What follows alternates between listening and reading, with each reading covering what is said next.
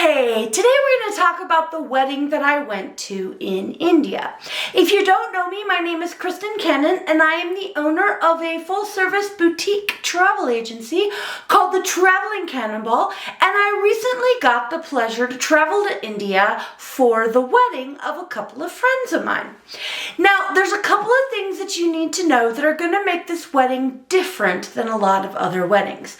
The first thing is that this was a love marriage. Now, you might be going, what?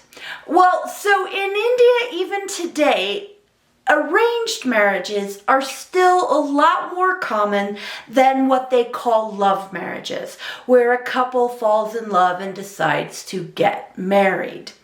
The bride and groom are both friends of mine, and I know them from when we all lived in Beijing. And the other thing that you need to know about the wedding is that the bride is American.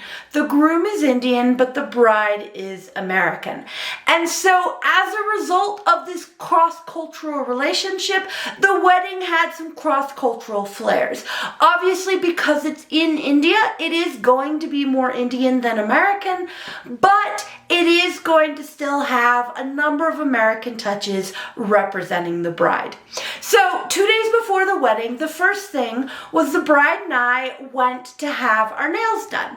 Now, getting your nails done is not a super common thing in India. It is growing in popularity, but a lot of women who get their nails done actually only get their left hand done. Now, I did hold up my left hand, but I did get my right hand done as well.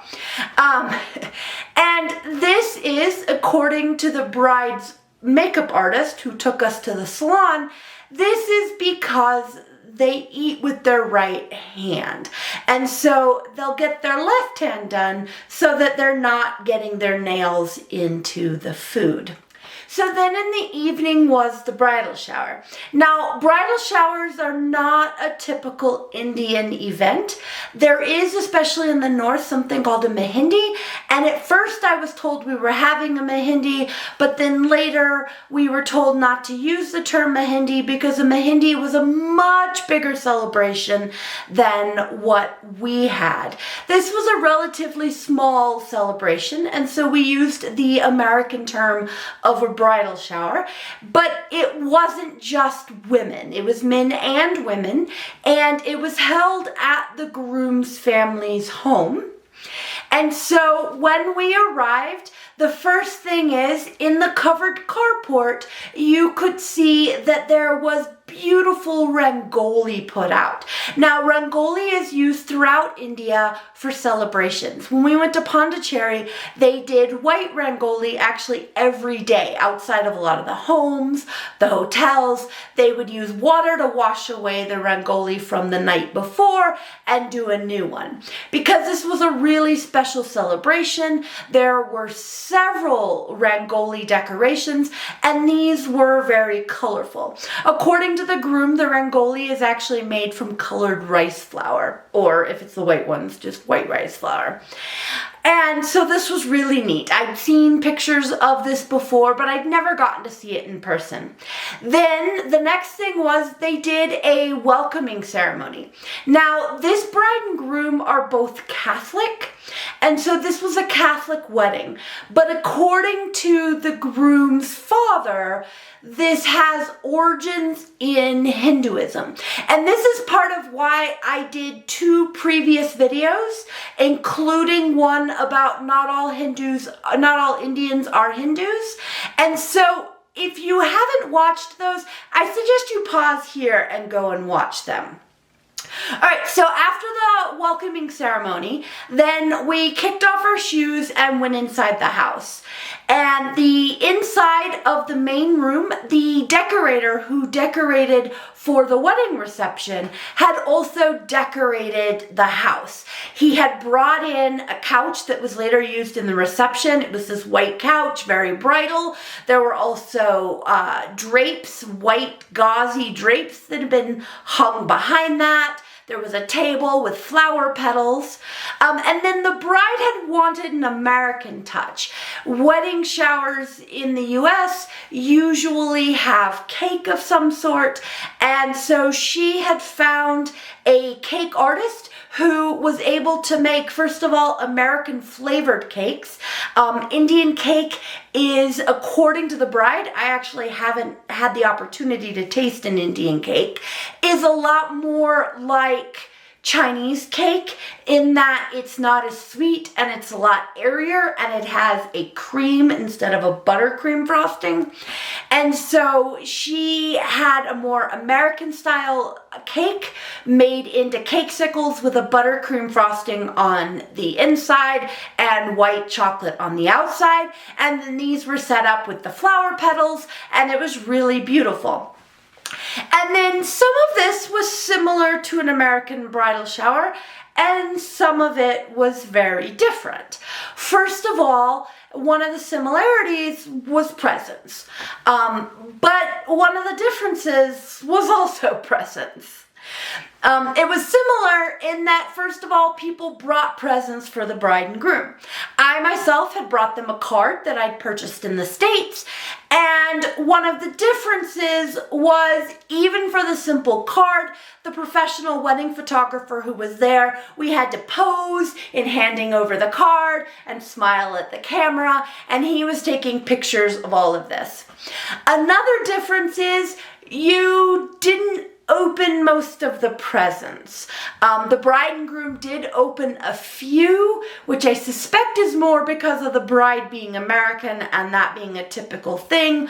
I do know one of the presents, it was stated that the person who had given the present was unable to be there, and so they had sent the present, and so they needed a photograph of them with the present. Now, the person who said this seemed to be implying that it could be with the wrapped present, but they did actually take photos of the unwrapped present and made sure that some of those were taken with a cell phone so that they could be sent to the giver. The other thing that was very different, and I don't think this was so much an Indian thing, after all, bridal showers aren't even really an Indian thing, was the groom's parents and the groom's brother and sister-in-law gave each of the 5 foreign guests, there were only 5 of us that were able to make it to the wedding, presents as well. And that was really shocking. Now, these presents were in white bags that were decorated with gold. And I know from the bride that this was done in reference to her being American. They gave the bride and groom also presents, as well as her parents, her aunt's friend, and myself. We were the 5 foreign guests. And the white is not typical, but again, you know, it's this cross-cultural marriage, cross-cultural wedding. It was really pretty cool. So I was just absolutely shocked. And of course, these presents were also given in a very formal manner. So we had to stand up and they're handing me the present and the photographer's taking photos of it. But unsure if we should open them or not, one of the other foreign guests asked, because I know in a lot of cultures you actually don't open gifts in front of the gift giver. And I've been told in China, for example, that this is so that you, if you're disappointed, it doesn't show and you don't make the gift giver feel bad. But we were told not to open them because they were already bubble wrapped. So I didn't open them until I got all the way back home. And one of them was a really cool elephant carving, and the other one was this neat box with a design on it. And it was just absolutely surprising to me to get presents.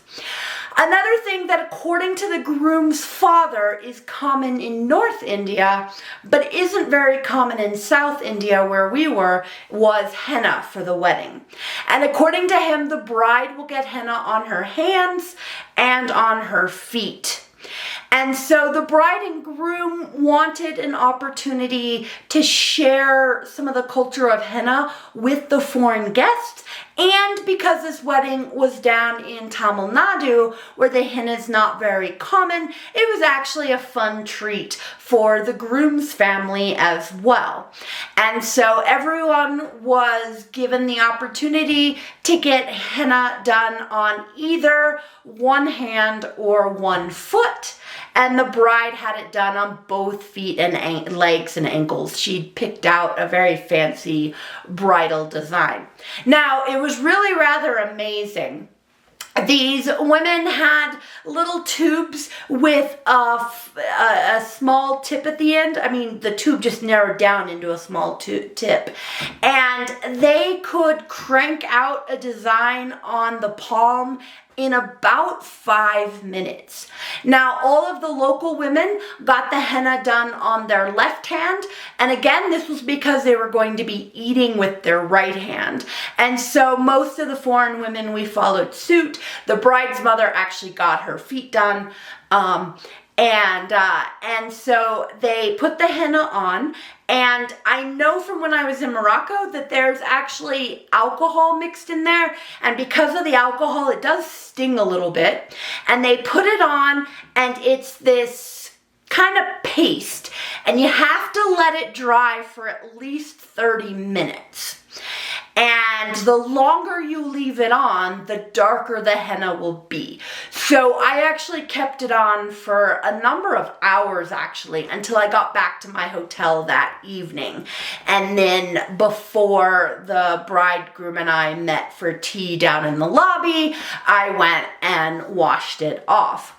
Now, when I posted some photos of this on social media, my sister was like, why the palm? And I myself was wondering about that a little bit, because when I had been in Morocco, I had gotten henna done, but they did it on the back of my hand and up my arm. And in my case, because it was on the left, they only did it on my palm. Some people had it coming up their arm, but my watch band was in the way. And I asked her if I should take it off, and she told me no, but then, of course, she didn't go beyond the watch band. And so the other thing I learned in Morocco about the henna is they told us to put oil on it to make it darker. And so after my sister posed this question, I asked the groom this question, and he was like, because it gets darker. And of course, the palm of your hand is a lot darker, and you can see from this picture just how dark the henna on my hand got. So then after pretty much everybody had gotten the henna done, we took photos, and so here's a fun photo of all the women. Henna is typically only done by the women, although the groom's father decided he wanted to do it too, so he did. And so we had that fun and took fun photos. And the next day when I went back to the house, the women all wanted to see my palm because that's when it had gotten darker. And I actually took this photo with another one of the women that had been there, as we're both looking at how much darker our henna had gotten. And just so you know, that henna, matter of fact, it's been 3 weeks, and you can't see it, I'm sure, on the camera, but there's very faint traces of it right here on this part of my palm. The rest of it's all gone, but it lasted pretty strongly for a couple of weeks, which was a little surprising in and of itself. Now, the other thing that we did at the bridal shower is not a surprising thing, and that's we ate. Also, this is a Catholic family. There were also prayers. And so with the eating, it was very interesting because it was definitely, again, this mix of cultures. I know that one of the things that they were preparing for the shower to make sure that the foreign guests had something that they would enjoy was pizza. The day before the shower, one of the cousins of the groom asked me, she's like, for your pizza, do you want veg or non-veg? And I was like, pizza? What pizza? And that's when I found out they were making it for the shower. Now, if you're going veg or non-veg, what does that mean? Well, in India, they typically refer to vegetarian as veg, and so non-vegetarian is non-veg. And so I was like, it doesn't matter. I eat vegetarian, I eat non-vegetarian. I was actually at that moment eating a vegetarian pizza. I was like, if I'd known there was gonna be pizza, I wouldn't have ordered it. Tonight, the groom assured me there was going to be other food, and sure enough, there was. So they went with a non-veg pizza. You can see it in this picture here. So you can see that there's a pizza. In addition, the white mesh-looking thing is rice noodles, and then there's a curry in the bowl. The red is a chutney. The white rice-looking is palau. And then you can just see a little bit of a white sauce. This is raita. It's a yogurt sauce. And then there are also some vegetables. And I'm afraid I don't even fully remember what the last bit there was. But it was all really quite good. Luckily, the family, they're so welcoming. They were explaining this goes with this and these kinds of things. Now, as I mentioned before, they do typically eat with their hands, but they did have utensils available, especially for those of us who are not accustomed to eating with our hands. And we had a lovely evening, although there was a tremendous thunderstorm that broke out. And then the next day, the bridegroom and I went to his parents' house, the groom's parents' house, and we met with a number of his cousins to discuss the ceremony. The ceremony was going to be Catholic, but it was also a mixture of Indian and American traditions. Next week, I'll talk about the ceremony, talk about the things that were similar, things that were different, and just the overall flow of the ceremony. So make sure you subscribe and hit that notification video so you don't miss out on the next one. And until then, goodbye.